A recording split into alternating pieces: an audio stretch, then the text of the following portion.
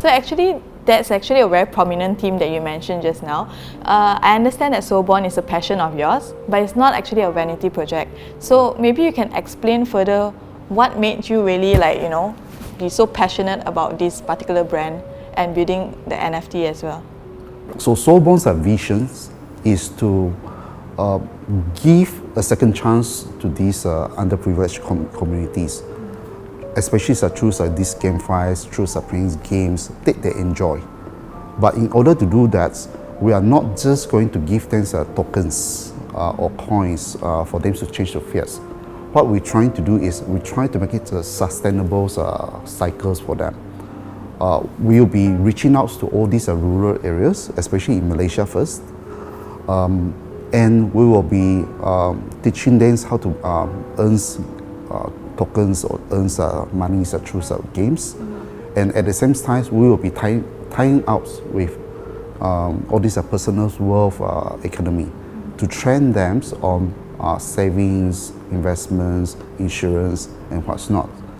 This is so that they don't just get their monies and spend on it, spend them, but they will have a better knowledge of their financial capability. Yeah. I think that's very interesting. I think so far I've never heard of all this to try to help the underprivileged through this method. I understand that you are also trying to tie up with what do you call it, talented boutique art studios? Yes, you are right. So for our NFTs project, we are trying to tie out with all these boutique art studios. The reason being because we want to give some sort of exposure globally. So what we do is we actually look for all these Southeast Asian boutique art studios. We try to get them to come on board, whereby we will try to promote their arts in terms of our NFTs characters. You may not know, but Southeast Asia's art studios, they actually are very, very much in demand. Why I said they are talented is because there's a lot of these Americans or Westerns IPs, like for example DC, Marvel, Pixar and so on. They actually outsource all these animations, their arts to all these underground art studios. Artists, is it? Yes, correct.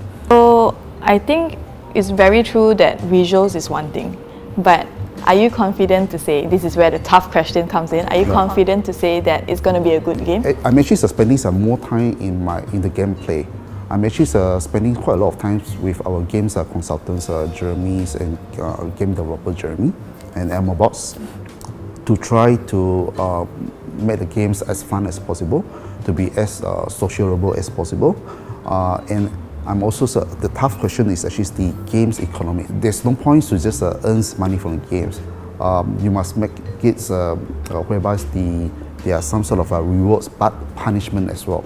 So if they do something wrong inside the games, you'll be punished them by taxing them. So that's a big part in these our Soulbonds projects. I was also told yesterday that you are also working on the MMORPG, is also the first XY breeding. Would you like to share more on what is actually? Actually, breedings in games is actually nothing new.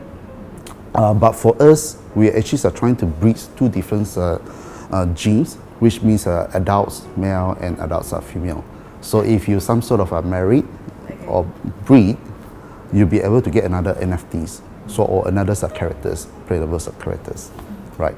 So that is actually something novel. Okay, then I also heard there's something called a lifespan. Right. Would you like to share with me what is that about? What is it so different than any other game? So a lot of characters, in-game characters, you can play the games indefinitely or perpetually. For us, we think that each characters have their own unique characteristics, which has their unique elements. Each characters are unique, but I want to put a lifespan to it, which means that they can only be there for 36 months, or you can only play it for 36 months. Okay. Because I want you to feel that you can't actually avoid death. There's something so you cannot heal the person once the character is dead. You will be respawned. But at the end of the day, no matter how great you level out these characters or how unique these characters to be, after the 6 months, he will finish his lifespan. Oh, okay. That's interesting. I think I've never heard that in PUBG before. So aside from lifespan, there's something called life cycle. Is that something similar to lifespan or? Yeah. For our followers or fans, they always get confused with life cycles and lifespans. Lifespans is whereby there's only 36 months of lifespans that you can play the characters with. Life cycle is whereby you'll be able to play 12 months as a teenager, then another 24 months as an adult. So the features of a teenagers are different from an adult. That means that you don't have certain level of power, but you are able to benefit in certain other ways. So, for example, so teenagers of that 12 months, you can actually go to the academy and you'll be getting tokens for it, or the in-game currency for it.